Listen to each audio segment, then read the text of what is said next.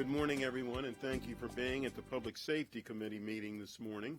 We have two topics that we're going to actually be discussing.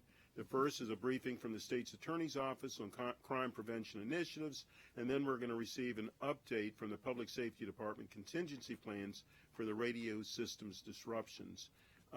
And with that, we're going to welcome John McCarthy and his group here, and I'm going to ask Susan Farag to please lead us through the initial statements. Actually, I'm going to turn it over to Mr. McCarthy. Okay.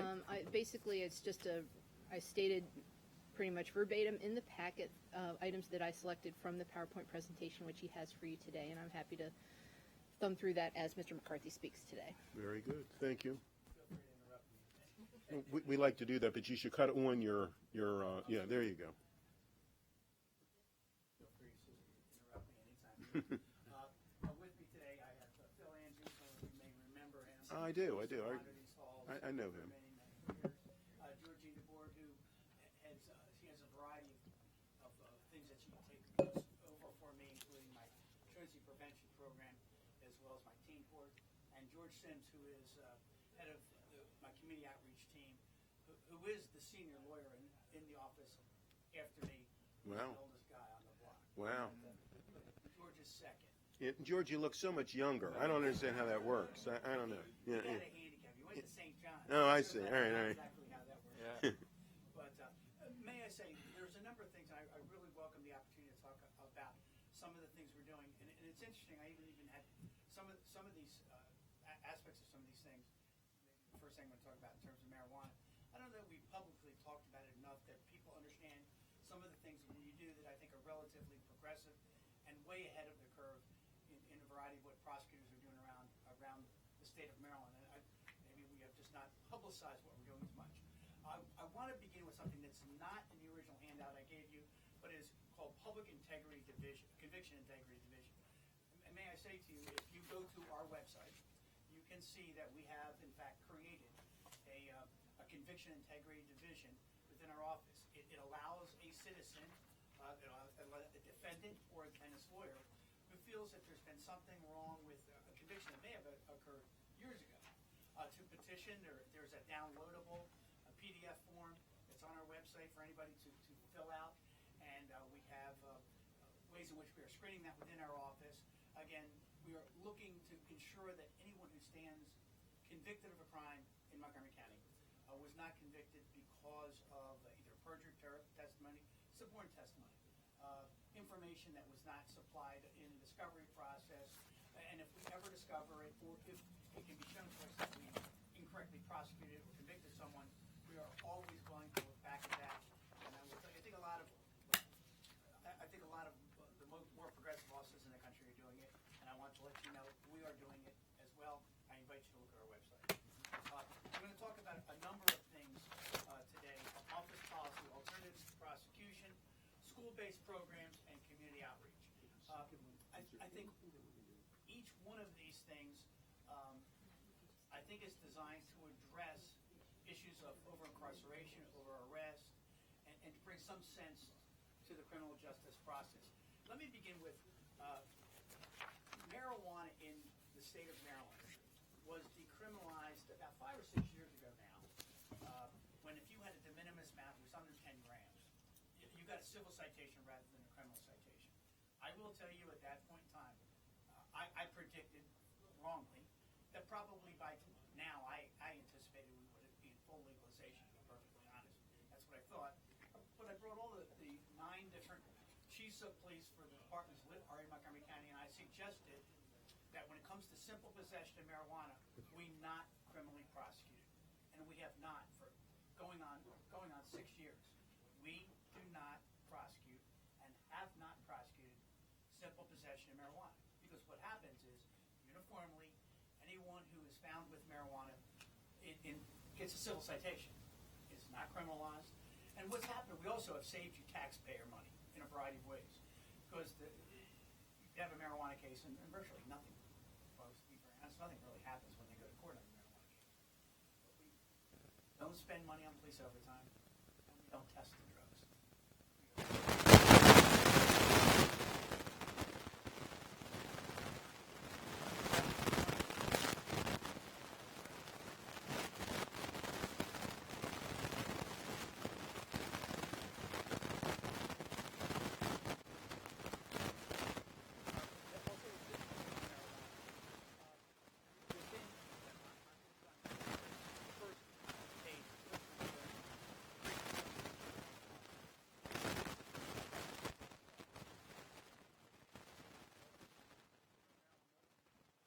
announcing what she was doing on marijuana, and they were asking, well, when are you going to follow Ms. Mosby's lead? I said, well, she's about 5 years behind me. So we have done a lot of these things in advance of other jurisdictions. Distribution policy. Look, we began to look at what if someone is distributing marijuana, but it's a de minimis amount, less than 10 grams. You have this really kind of oxymoron kind of situation. You would, if it was simple possession, it would be a civil citation. But if you were distributing that same small amount, it became a distribution. Well, the reality was, quite candidly, it's hard to get a jury, hard to get a judge to take it serious, quite candidly. Public wants to know, in most instances, why we're there. And what we're doing in both of these marijuana policies is because I do think that the focus of the state's attorney's office as well as the police department should be on things like opiates that are killing close to 100 people a year in Montgomery County, killing about 2,000 people in the state of Maryland, 73,000 nationally. So what we're doing is we are shifting police and prosecutor resources to areas that I think make more sense, supported by the community more. So we do not do distribution of marijuana cases either if it's a de minimis amount. Now, let me say to you, are there exceptions with the distribution of marijuana of the minimus amounts? The answer is yes. I had an example last week down, Mr. Hooker, in your district, where I had some people, somebody who was out right in front of the Civic Center selling pot. And there were moms and dads and kids walking around, and they were out in an open air market. There were both business leaders and citizens that were complaining about it's de minimis, small amounts of pot. Somebody was selling it. That's a community impact. And we will prosecute that case, and we were asked by business leaders and community leaders to step in and take that case. That's a case, even when it's a small amount. This is distribution. Possession, civil, always civil. Distribution, de minimis amount, we're not going to prosecute it unless it has a community impact, as the example I just gave you. All right? Alternative. Go ahead, Tom. Yeah, Jump in. Thanks, John. It's very helpful. So I appreciate the point about, well, the fact that it was decriminalized. I supported that 10 years ago in the Assembly, and I agree. I thought we'd be farther along at this point. At this part. You know how hard it was to get that out of the Judiciary Committee, and we had to do a discharge petition and everything. Here we are. You're saying, okay, we're saving on police overtime because of your We're not summoning them to court for this. and the lab costs as well. That's exactly right. So in your view, why do we still spend police resources on traffic stops and searches of just adults in a park or on the street or in their car Well, I think for that marijuana possession?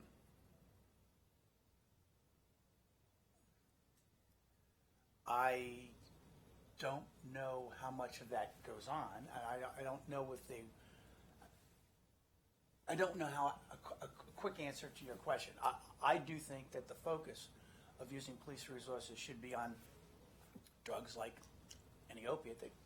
I don't think we should be using our resources in the area of marijuana. I don't. So but if you're asking me to, I'm not sure of if you gave me a specific hypothetical as to why the police interacted with a citizen in a particular situation, I might be better able to explain whether I agree with that particular situation or not. Because I do think that there might be, look, if somebody was out in a public park, and the same way, like I will say this to you, the same way I think it is illegal if I took a Budweiser beer and took it out and I drank my Budweiser in front of Gabe's kids. Right.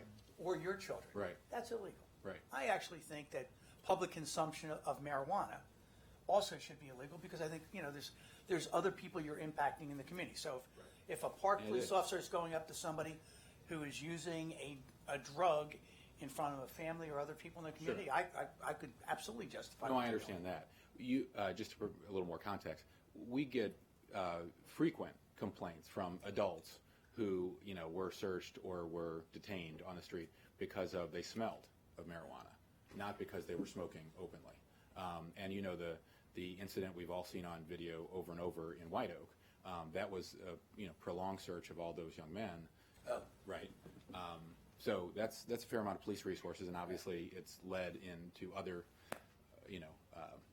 unhappy consequences. But anyway, I've asked Chief Jones the same question, and I know you're not supervising the police, but I appreciate the answer. I'm not I think it's something we dictating need to look police at. policy. I will tell Right. you, on my side of the aisle, I can tell you how we prioritize and how we would handle a matter.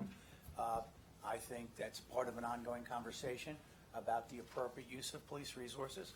But, each individual situation, again, like the hypothetical I just posed, I could see where somebody might intervene. Sure. In the McDonald's situation, where I think they were, as one of those situations we've discussed before, where I think the police were the authorized trespass agents of the McDonald's. I think they were acting in that particular instance under the guise of being trespass agents of the McDonald's. I don't know if it was. While they're waiting to go to work. Yeah, but anyway, I appreciate your answer. Thank you. Well, and I think it should be pointed out that when someone searches someone, they don't know what they're going to find. I mean, if it's marijuana, that's one thing that they find, but they could also find a weapon, or they could find some sort of other opioid. Mm-hmm. And it's my understanding, and I don't know how correct I am on this, but it's my understanding that several of the drug-related homicides have been related to marijuana. All of them. All of them have been. All of them. It's really kind of shocking. And we've had double homicides, a couple of different double homicides. Every murder that we cannot identify, and we've been sort of paying attention to this the last 2 or 3 years, a drug-related homicide where the drug being distributed was not marijuana. Now, I don't know what the explanation for that is, other than I will tell you that there does remain, even in the jurisdictions where they've legalized marijuana, a black market for marijuana. And the black market exists, as I understand it, from what I've read, for essentially 2 reasons. The price of marijuana in the state stores is so high, they can buy it cheaper on the street. And then much more fundamentally, the dope I can buy on the street may be better grade dope. Right. And therefore you're getting a better quality dope and you're getting it cheaper. I'm still going to go into the black market. And so there's still money to be made there. And it's just, I don't know why that's occurred. We've had heroin victims who've shot themselves with heroin and killed themselves, but we've not had a distribution case that's resulted in the course of the distribution, a homicide. We cannot say that about marijuana. And I don't have an explanation for that, right, well, other than it's a fact in Montgomery County. And that's why I wanted to point it out. I mean, obviously, I don't know the answer either, but I think that's, if we're trying to get information, that's information that we should keep in mind. Look, and Councilman Katz, you actually said something that the police officers often say to me. And again, this may not justify what the policy is, but police will point out that when you search sometimes for marijuana, you do find guns and knives and other drugs and things like that. So I will tell you, they're going to say that there is a law enforcement, public safety aspect to using the articulable suspicion or probable cause that there's marijuana present. And there's some interesting, most recent Court of Appeals cases in the state of Maryland, too, about searching cars. I don't know if you're familiar with that. But Judge Barbera, who is our chief judge, is now strictly limited. You can search a car, but you can't search the person if the only thing you do is smell marijuana. There's been some new law in that area within the last 30 days in Maryland.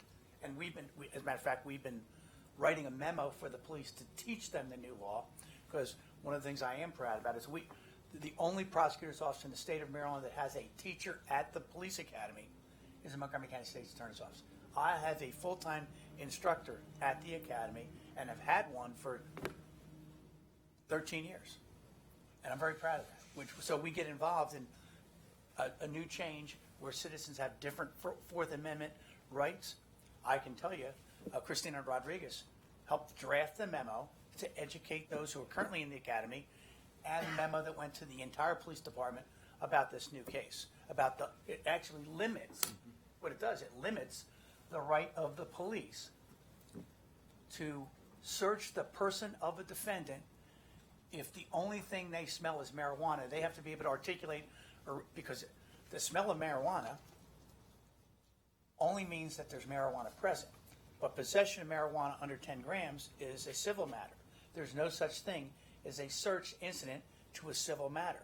You have to be able to articulate facts that made you believe, rather than just the smell, the person was in possession of more than 10 grams before you're allowed to search the person of the defendant. That's kind of the new law, that's a very big difference from the way it was only 30 days ago in this state. Let me talk about alternatives to prosecution. I think, look, there's a lot of public comment about what jurisdictions are doing about alternatives to prosecution. And ACS, Alternative Community Service. If a person is arrested for a misdemeanor, first-time misdemeanors, shoplifting, trespass, those kinds of things, we divert those cases out of the criminal justice system. We don't prosecute them. And if you look at the ACS numbers that are on page 4, at the bottom of page 4, you can see that since 2016 to this year, we have diverted out of the system 8,871 individuals. That's not in it. Look, we do about 25,000 cases a year.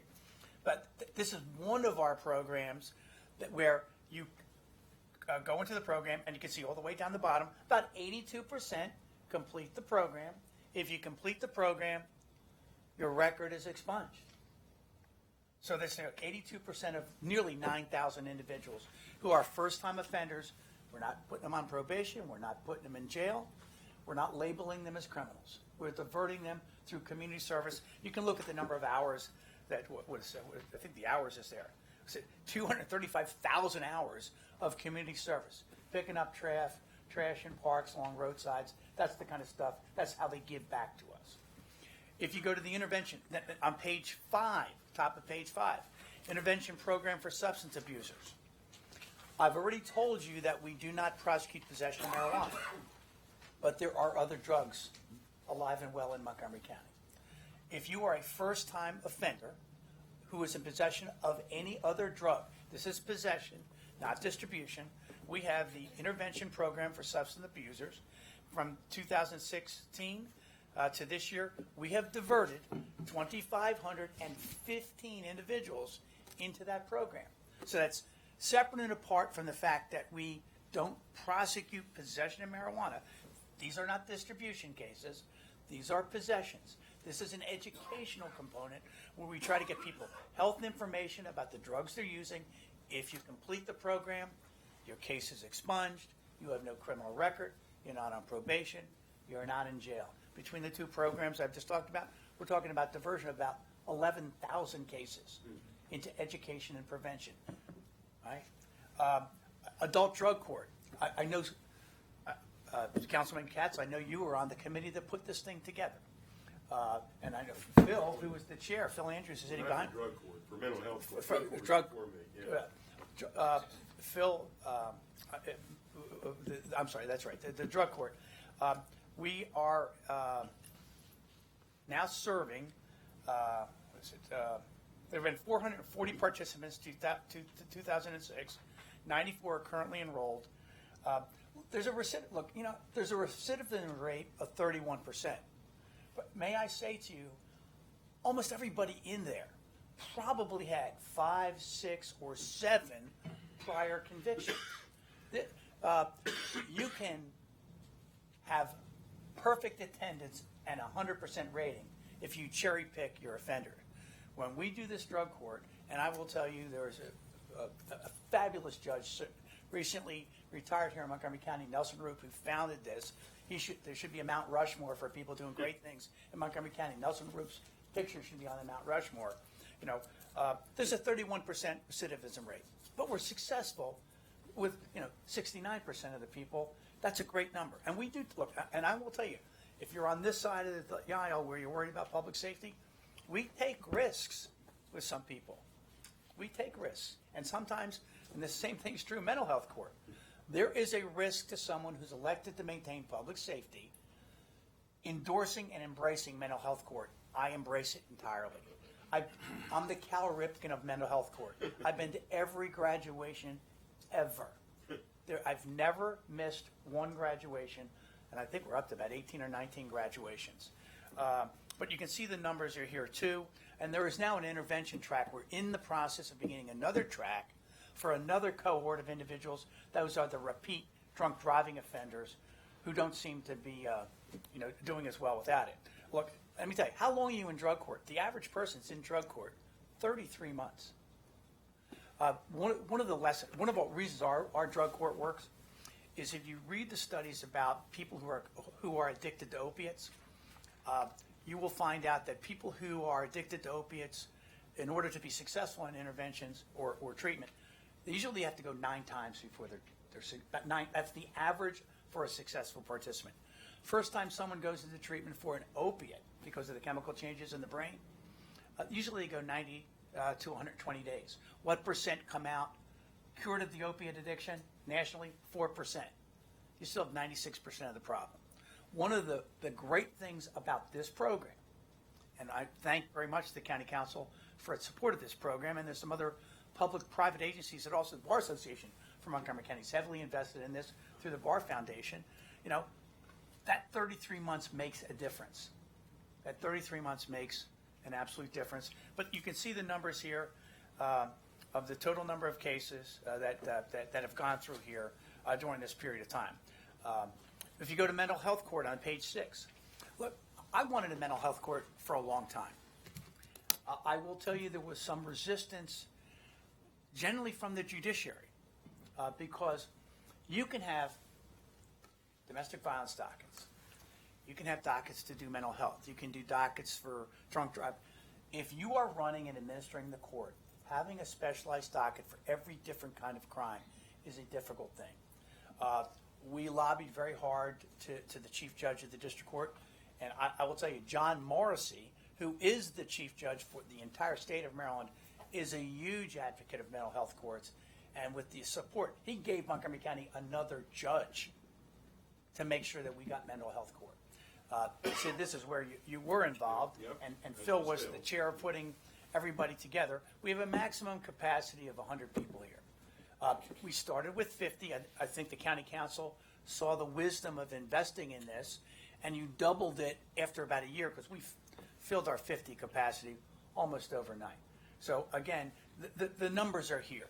And again, if it's not obvious, we are always trying to creatively think of other alternative ways of addressing people in the community that either commit crime, don't result in incarceration, give them diversion, give them education, give them routes to coming back into the community. And look, there's some tough cases here. There's a man who was in mental health court, if I could be very honest with you, committed a murder last week. Really? Yeah. He was not in mental health court at that time, but he was in mental health court. He got kicked out of mental health court, but he's accused. He's alleged to have committed a homicide. So when I say to you, we don't cherry pick. We don't cherry pick. But I'm here to tell you we're not 100% successful, and we try. But we made a judgment with that particular young man, and then he wound up killing a woman he picked up in a bar. Mediation. There are a lot of different things that come into this. Is on page 6, bottom. And Georgine oversees mediation as well. She wears a lot of hats actually in my office. There are a lot of matters that come into the criminal justice system that are community or neighborhood matters.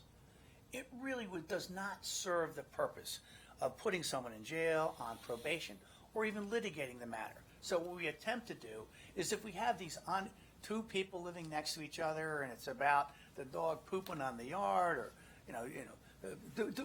doing something stupid to each other in the neighborhood, we will literally bring people together. It's voluntary. Both sides have to agree. And we'll attempt to mediate it. People don't have to hire a lawyer. They can come with a lawyer if they want. It's voluntary.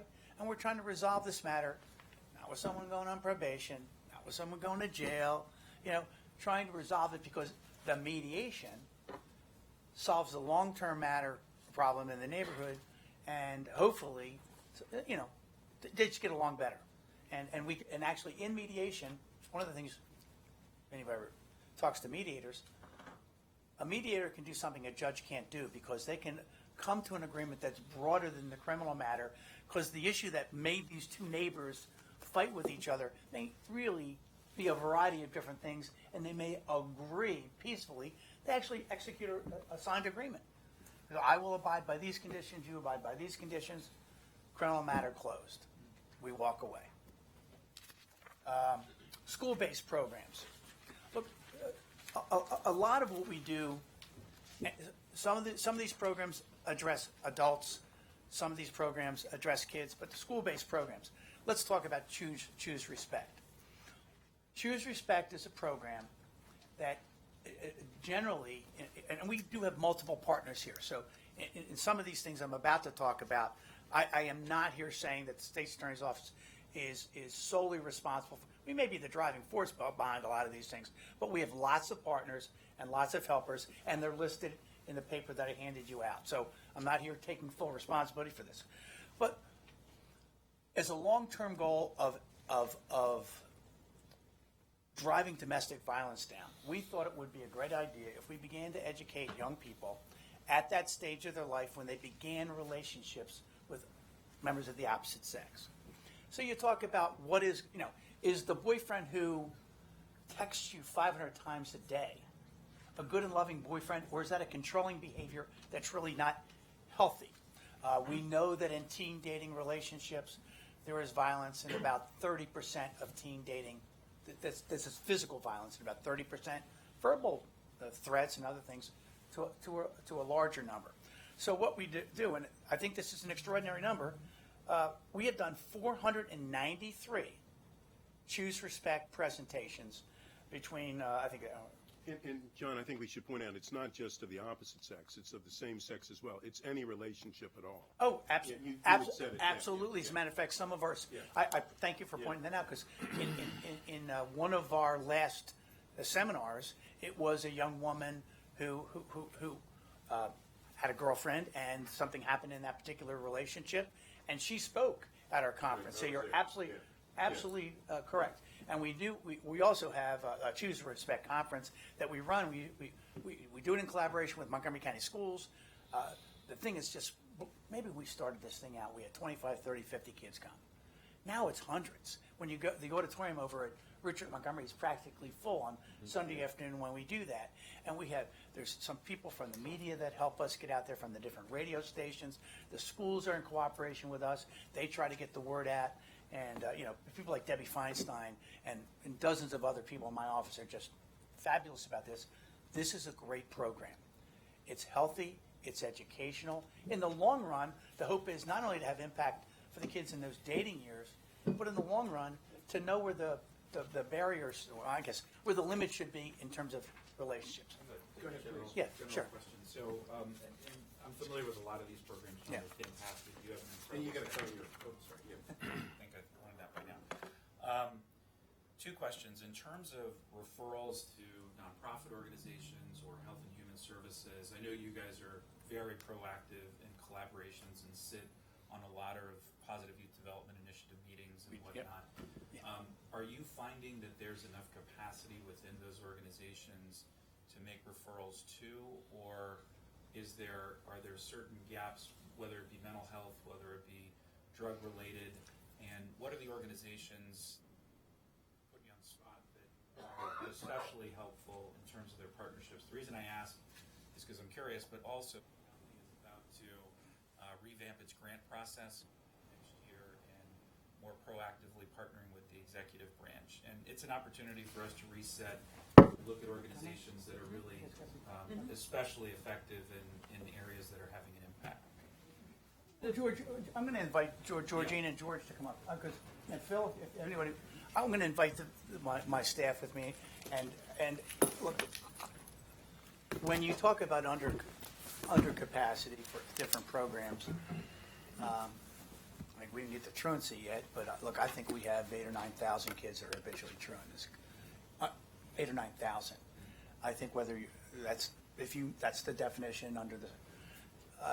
I was shocked when I saw some of the articles in the Washington Post 2 or 3 months ago that suggested that truancy rates in a couple of our high schools exceeded 40%, with one high school at 43. I think we've changed our grading policy in Montgomery County schools so that attendance doesn't matter anymore. I think that's crazy.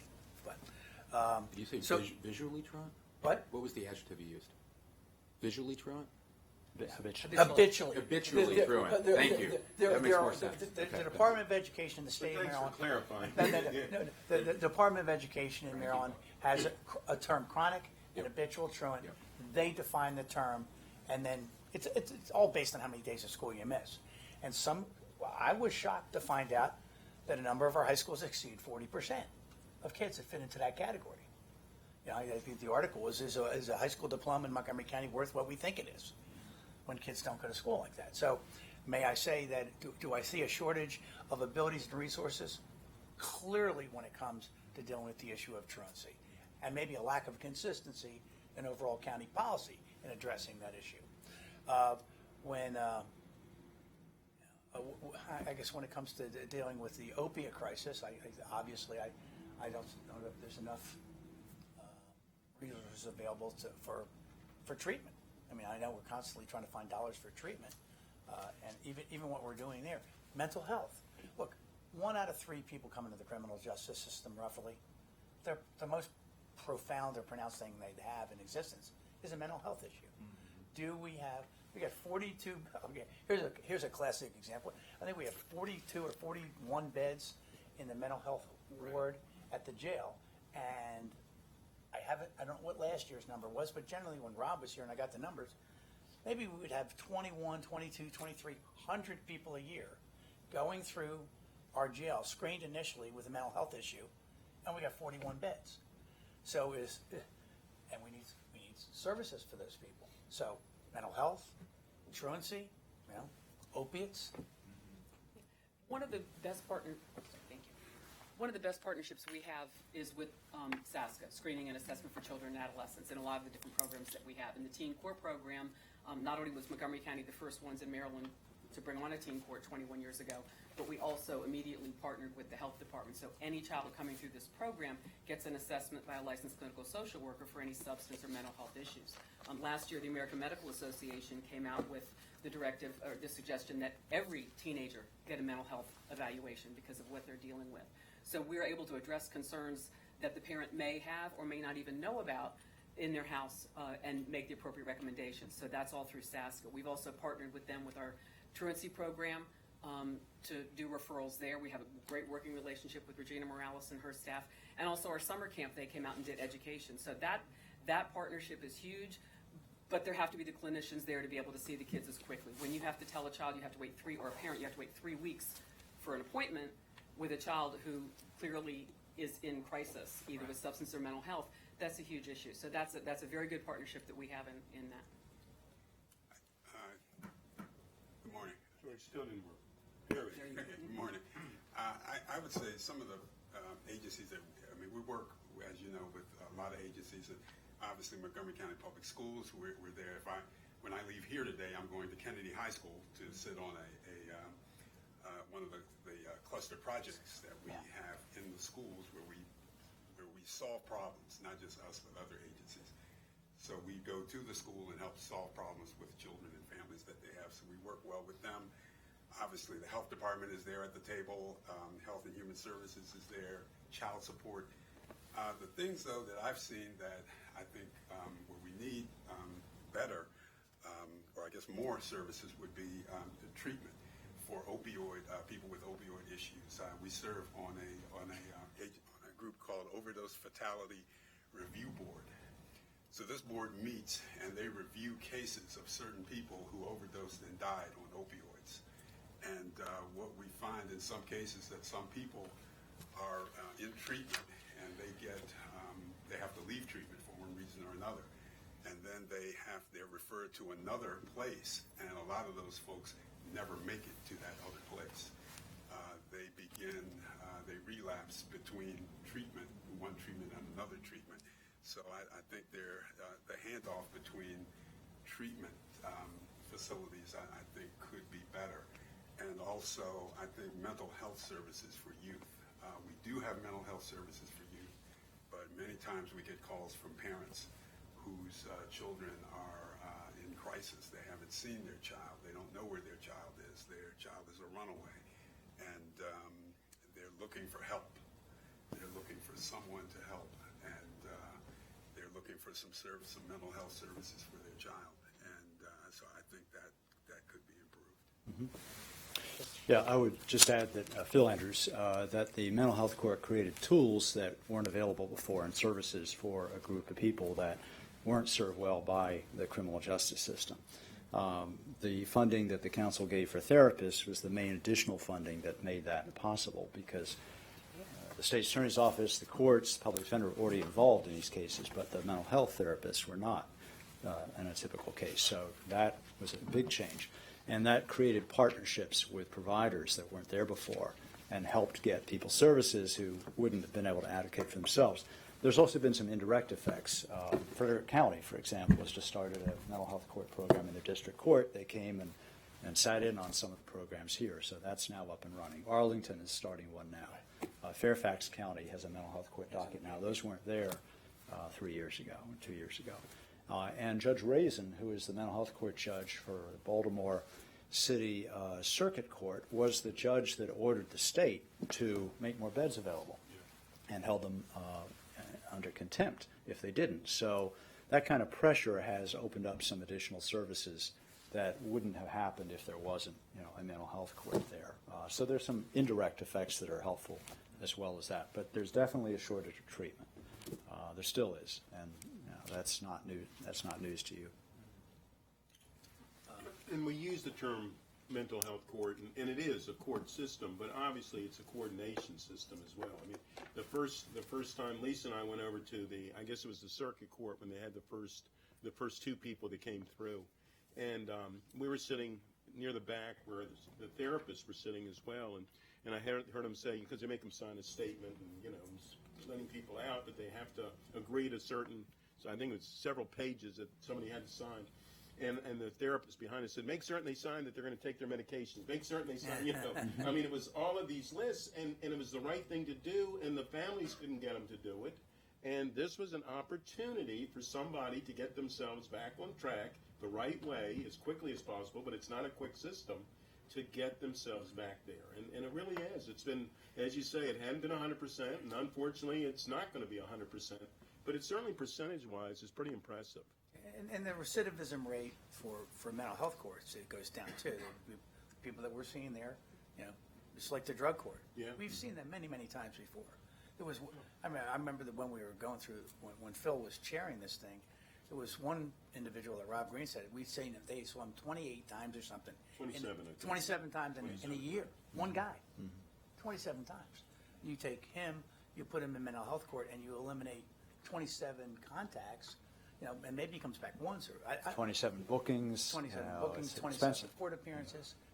It's not free. And we said this. Yeah, This is not a free, but it's more humane and more appropriate way of dealing with it. Well, and we say it's not free, and of course it's not. But if someone's incarcerated, it costs that $35,000 a year to incarcerate them. Sure. So there's an expense, certainly a great expense. And if you can keep that person out and keep that person productive and keep that person with their family, and that list goes on, you really are saving dollars besides everything else. Right. And one other fact that's really notable is the average daily population of the jail used to be in the 900s. It's in the 600s now, which means at least two fewer housing units are open that house about 125 each. So that's a big savings because those require a certain amount of staff. If you look at per capita incarceration rates in the state of Maryland, we're by far the lowest. Now, and maybe there's a number of reasons for that, but some of it are the reasons that we're looking at here. No one's close to us. I don't think it was ever going to look at it, but the teen court was so well received. The BBC made a project video of it, and we actually sent you a little clip from the BBC thing. Most of it's interviewing with the kids that were in the program. So, I mean, we got international attention for what we're doing with the teen court. Cluster projects, Mr. Albernas, Councilman Albernas, I mean, you were with the Positive Youth Initiatives, and you know how we try to bring these groups together. George has been involved with the cluster project since we began them at Kennedy. Was it 11 years ago now? 2007. 2007, and now obviously we're Watkins Mill 5 or 6 years. We're expanding but we're involved in those projects, And I'm sure you're familiar with it. The thing speaks for itself, but we are giving services to hundreds of families, and we are an active member along with a truancy prevention program. 90% of the kids we touch in that program, because I always say, I would much rather see you in a classroom engaged in your education than in a courtroom where I traditionally see kids. Where we go with this program, we're now at 20 schools, I think, again. We've had 20? 19. We're at 19 schools. We started at 2. We're at 19. I want to give a great deal of thanks to Montgomery County Schools because they help identify the schools where they have the kids. We don't cherry pick the schools. We don't cherry pick the kids. We did one study about our long-term success rate with the kids and whether or not they stay going to school down the road. And it was the University of Baltimore Law School did it for us. It was about 67%. Again, we're not batting 1,000, but I actually think changing human behavior is the hardest thing in the world. So we're about 67% successful with these kids. 90% of the kids we serve come to one of our graduations. They're fabulous. 90% of the kids we serve are black or brown in that program. 90%. And one of the great things, this is a voluntary program. We are probably going to expand this.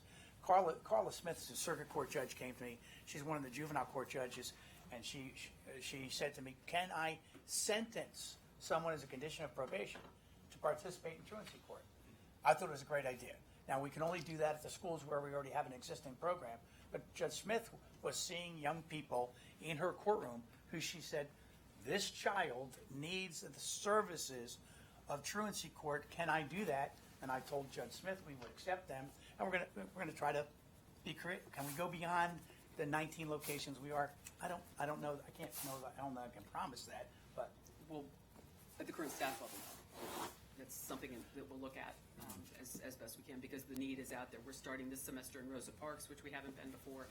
They have welcomed us, and we're going there. And we're in communication with Farquhar to possibly go there. But at some point, there's only so many schools that the current staff can go to. one of the things we've also tried to do, just because I know that you all represent different regions of the county, when we started these programs, we were pretty mindful of trying to make sure. We started with Neillsville and Francis Scott Key. We were trying to make sure we were representative, and the up county or the down. Look, I think the up county sometimes feels like they're the stepchild. To be very honest, I hear that sometimes out in the community. Maybe you do too. So we wanted to make sure that we were servicing schools all over the county, and so to some extent, I think if you saw the representative number of schools and where we are, we're spread out through the county so that this service is provided sort of equally throughout the county again with the recommendation. And I think it should be pointed out that for the graduations for truancy court, or the program, it really is. It applauds these young people for turning their lives around, for doing the right thing. They get some sort of, not only recognition, but they get some sort of an award in other ways. And you know, it brings the families closer together, which is also so very important. I'm looking at this picture of this young lady, and I remember her. She was one of the speakers at the last graduation, and that dress. I don't know. They went out and bought this gorgeous, beautiful dress. You would have thought this was like her wedding day. Yeah. Her family came. It was this young girl's speech was fabulous. She was one of our speakers. It was just terrific. And I think I think it's really important for a lot of the families too. Oh, the moms and dads. Somehow it's reinforced. Getting the encouragement to these kids from their parents about getting back in their education. It's a sense of pride.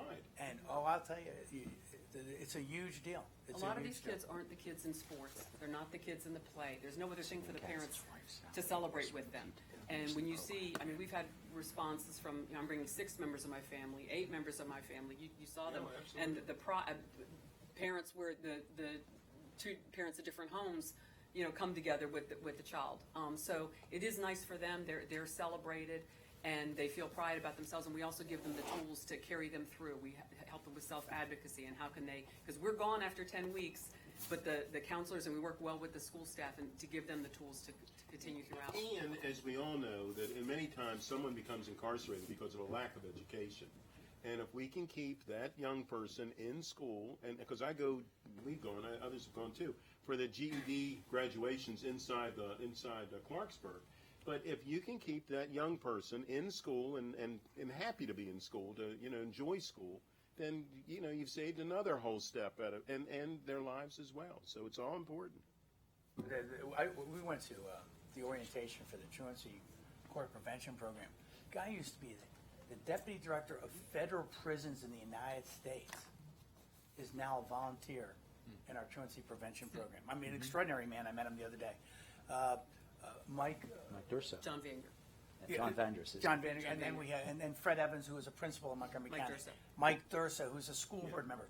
These are the kinds of people that are volunteering to work with these kids in our program. We've got some phenomenal people. When they went around the room the other day, every single person, I went, whoa. A lot of former principals. A lot of former principals, school officials are really engaged in this thing and caring. So And of course, while you're on that, there's one of the questions that Susan has asked us to make certain we get is that because the volunteers are tougher and tougher to get, and for the various programs, are you finding, how difficult are you finding it? yeah, actually, we're struggling. That's a great question. We are struggling. It's not my question, it was Susan's question. I And got to we ask. we are struggling with some volunteers, and what we're trying to do. I do a lot of outreach with senior groups, and I've done some of this with you. Yeah.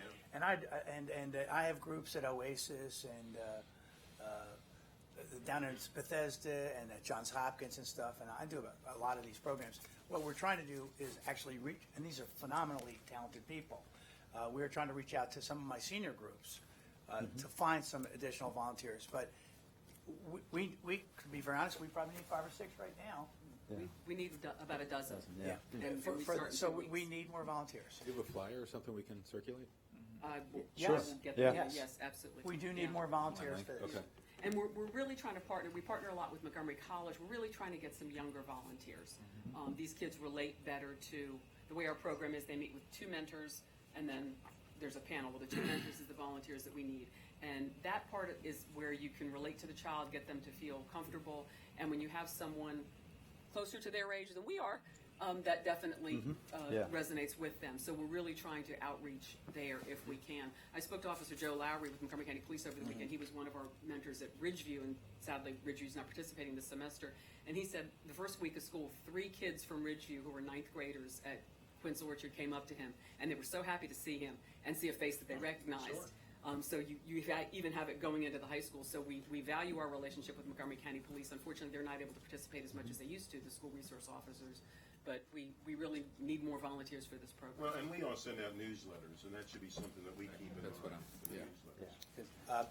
Let me add, per Howard, the state's attorney is definitely our best recruiter, but he does have other responsibilities. So about 4 years ago, we applied to Volunteer Maryland, which is a organization that trains volunteer coordinators and is part of the AmeriCorps program. And so we're about to start our 4th year of the last 5 with an AmeriCorps member whose job is to recruit volunteers and manage a volunteer program. So we will have that person coming back for a 2nd year. Her name is Wendy Perry. You may have seen, some of you may have met her. And so that is her prime responsibility, is to keep that volunteer outreach up, go out to the fairs, go out to the schools, go out to the community centers, follow John out to his talks to the senior groups and sign them up. So that is a very sustained effort now. And that has, because we do have turnover every year, as you would expect. And I'm going to try to wrap this up a little bit more quickly here. Let me say, the next thing is internet safety. One of the things, this actually started when I was running for state's attorney the very first time. I saw some dangerous activities, I think, involving our kids on the internet. We've now done 300 presentations since 2015. The Center for Missing and Exploited Children out of Atlanta, Georgia, have programs for very little kids, age appropriate. I could show you the videos. They're embedded. You can look at them yourself when you want. But they're great for your kids. Very safety conscious kinds of things. There's a young, early 2nd, 3rd grade video.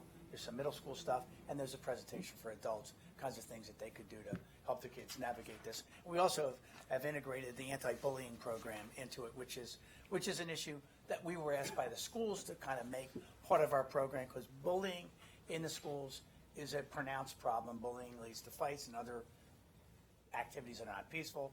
Obviously, bringing peace into the community is what we're trying to do.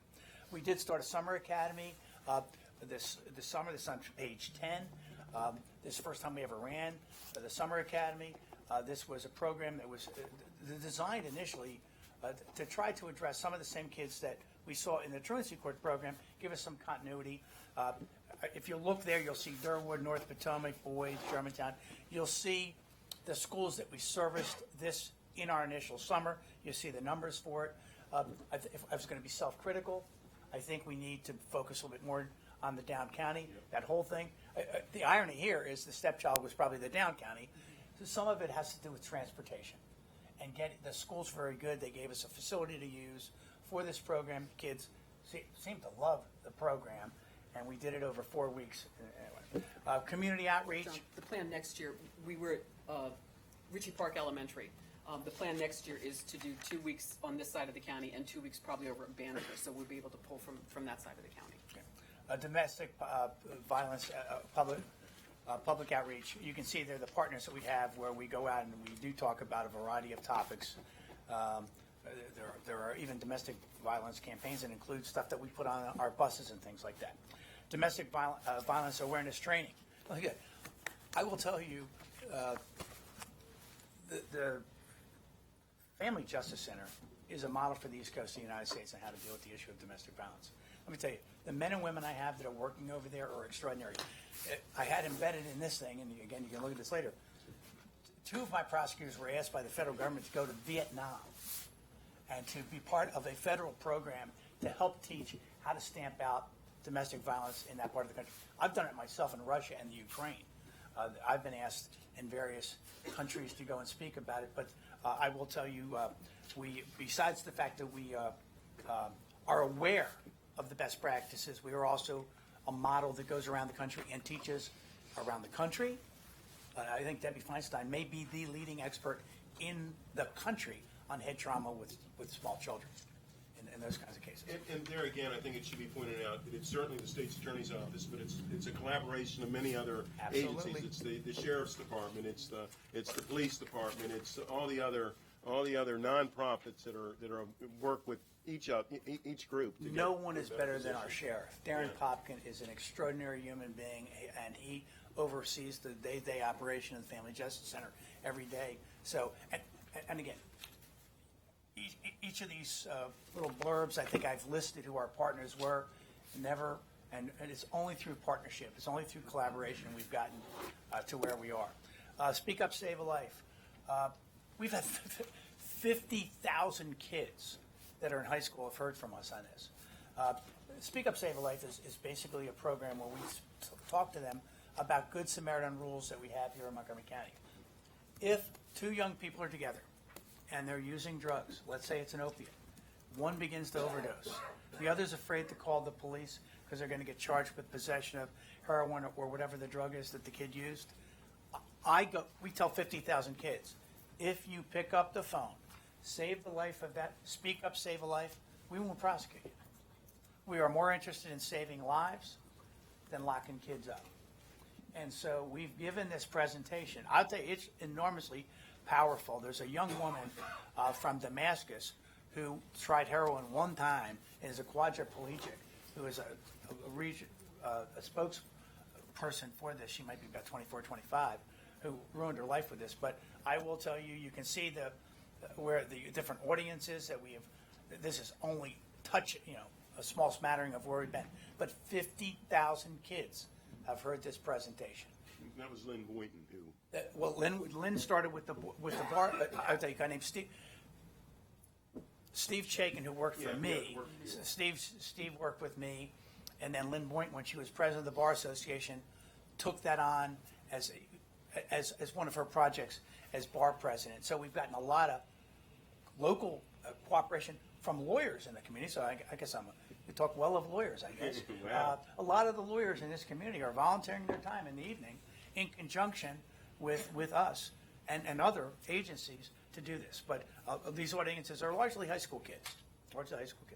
Senior outreach, we did 124 presentations since 2016. I guess we're getting, it's over 200,000, 225,000 people over the age of 65 living in Montgomery County, headed towards 250. I'm in that category. I feel endangered. How about you, Sid? But we've got to protect those old people, you know. And I will tell you, if you've never come to World Elder Abuse Day, it's there was a Kathy Greenlee, who was the head of aging, the Department of Aging for the Obama administration, came to here once 2 or 3 years ago. She was a keynote speaker. And she walked into, we were at Coronation Drive, as I recall, here in Rockville, and the place was packed. People like standing against the walls. And she looked around the room and said, she goes, I've never been to a standing room only crowd at a senior event anywhere in the United States. And we left there, and we went down the street to Holiday City, and she was at her set, and she goes, and she went there. She goes, I've been to 2 standing room Holiday Park. It's an age thing. Yeah, we hear it. It's an age thing. You're just making fun. It's an age thing. 2 standing room crowds here in Montgomery County. Wonderful presentation, and it gets better all the time. National Night Out, 25 different events. We just did that within the last couple of weeks. They seem to get better and better. And we travel from one end of the county to the other. The last event we ended up in Lincoln Park where Marcus Jones, your acting chief, was a parishioner. It was like, you would have thought that the second coming of God had just happened when the chief walked in there at 9:30 at night, because everybody waited in Lincoln Park for the chief to arrive. But we started in Olney. We were in downtown Silver Spring, in the Cofield Center. We were up in DeMat. We were everywhere, but we ended in Lincoln Park. And I got this. I go out on these speaking tours with seniors in the community all the time, and I probably do at least 50 a year. And I'm very lucky. People come. I don't know why they come and listen, but they do. Yeah. And we have a good time. But these are among the things we do. And if there's nothing else, I just think we're doing a lot of progressive things here. And I think some of them go under the radar. I don't think people understand. The philosophy is not to lock them up and forget. One thing I know about almost everybody I touch in this job is going to come back and live in this community again. So whatever we do, we want them to come back and be more progressive, productive member of the community. And we are trying to do some things, and whether it's the public integrity or maybe the creation of mental health, they may be the 2 most recent things.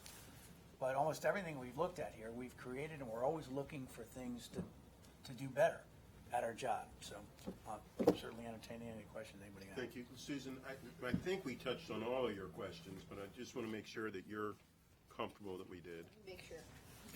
And does anybody here have any other questions? Or? No, I guess just one. So the judges clearly are very much on board. They're very supportive generally. We could not run things like the mental health court, the drug court. The judges are the driving forces. Right. They really are. They're phenomenally well involved. The judges are less involved, like, say, in things like truancy. We do that with mainly civilians and stuff. But they're very supportive. I think they're actually proud of the stuff that we're doing. I mean, and a lot of the judges are former prosecutors. I mean, 8 or 10 of the judges in this county probably came out of my office, and I think at one point in time, 7 out of the last 10 judges made in Montgomery County came from working in my office to go to the bench. So they're the ones pushing the envelope all the time. John Maloney and Debbie Dwyer are running the drug court now, both former prosecutors. And Gary Bear was basically an attorney general, but basically in the criminal division, ran it for the attorney general's office forever.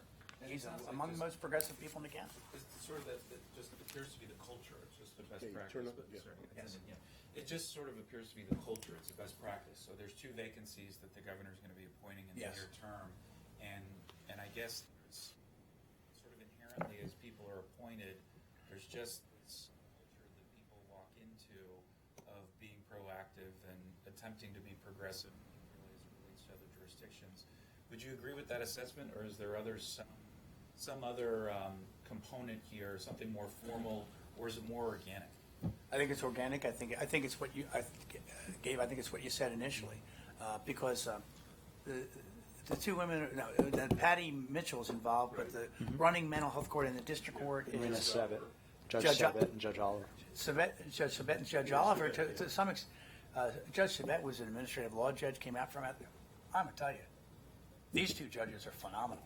They are absolutely phenomenal. Judge Sabet is perfect, absolutely perfect. And so is Judge Oliver in doing this stuff. And they were, and I think that they just got in as soon as they saw what was happening. They jumped in with both feet, and I don't think they had an orientation to it before they took the bench. So And in mental health court, I guess drug court too, obviously, they come every week, but mental health court, they come every Friday or whatever day they come. And the judges know everybody by their, I mean, everybody knows each other. They see each other each week. They know their first names. They know the difficulties that they're having on an individual basis, and they work through it. It's pretty impressive, let me tell you. But look, it's funny. There's an image I have. I have a woman who heads my district court. Her name's Kathy Knight, and if you successfully complete your probation is either terminated or your case is not processed, and it's done on a documentation. And there's Kathy Knight, the head of my district court, who, as she is dismissing every case, hugging and kissing every person. I will tell you, it ends with my prosecutor, my chief of district court. Your Honor, the state enters a non-prosecutor, dismisses the violation of probation. Kathy walks over, gives him a hug, gives him a kiss, and that's what's going on. And drug court is. Drug court, you're Drug so court's- dry in the oh my house. God, it's just unbelievable. It really is. They The don't most really got life themselves in that situation. and the truancy prevention program. Those graduations are just unbelievable. They really are. Great things happening. All right, thanks, John. Okay. Did we hit them all? Tom, are you good? No, John, I'm always impressed with your approach and your staff and so many of your programs. So keep up the good work. Thank you Can we very get much. soft copies of the slides so we can help educate the public about Yes. what's happening? There's an abbreviated version in your packet, but I will try Right. to print it out. The As a slides are PDF about- with a memo, right? Yeah, there's about 50 slides, but I'll get you. It'd be great to get the slides by themselves without the memo so we could Right. Okay. share them with the public that's Oh, interested. I would love if you would do that. That's fantastic. We're very proud of all this stuff. Very good. Thank you all very, very much for being here. And Thank you. Thanks. we're going to move right along.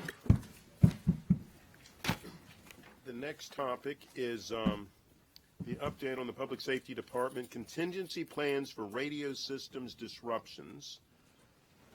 And I Yes, guess we're we've going got a bunch who to have need a to few come folks in. come in. We have at least one person already here. How are you?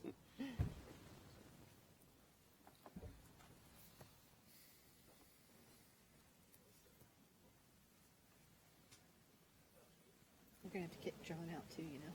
So we'll have to kick John out too, Mr. McCarthy.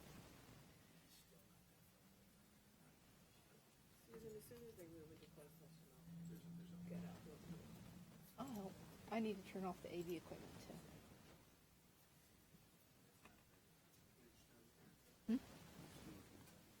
Yes, I'm going to do a brief introduction. He'll move to closed, and I'll probably leave at that point, if that's all right. Is anybody else coming in? Can you stay? I knew there was a whole slew And of Amanda's people. here for the legal. Yeah. You told me to read this, right? Okay. Yes, it should be. Times it now, yes.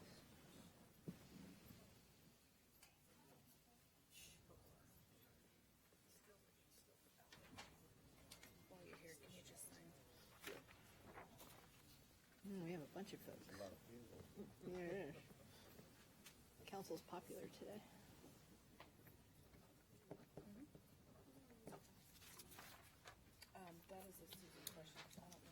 Is that everybody? Yep. Thank you very much. Susan, if you could lead us through, Susan, if you could please lead us through the opening of this, and then we'll take it from there. This is going to be an update on contingency plans that various public safety departments, as well as the Department of Transportation, have to deal with any system disruptions for our current public safety radio system infrastructure. We've had several disruptions since Mother's Day, I believe. I believe the worst we had was on Mother's Day. And they're listed in the packet May 10th and 11th, May 22nd, May 28th, and July 10th.